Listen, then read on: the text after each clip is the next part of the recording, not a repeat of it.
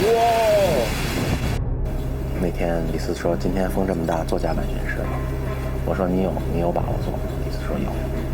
我说那你去。我在监控那儿一直看着，李斯出去了。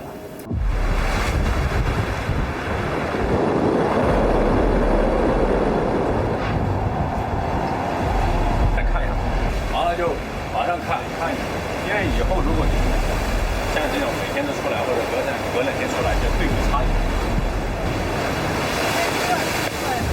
这个就是不断要看有没有生锈啊，或者是看有可能磨损比较严重的地方。所以我们甲板巡视一定要注意，如果救生艇拿进去，如果发生紧急情况，你要知道它在哪里，便携被海水冲了要不成了。就这样走，循着那边侧着走。抓紧啊！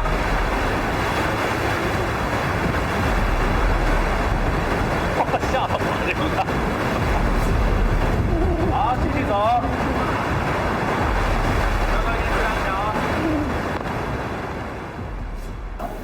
不能说完美吧，每一项做的我都满意。最关键的一点是安全。其实咱没有必要在这样的天气出来巡查。那今天为什么安排在这样的天气出来巡查？就是因为你们现在可以，你们比一般的水手都牛，知道吗？能在这样的状态下保证自己的安全，来做完这个巡查，对自己说句话吧，觉得我可以的，没问题，加油，我可以了，呀，他真的可以了，谢老大。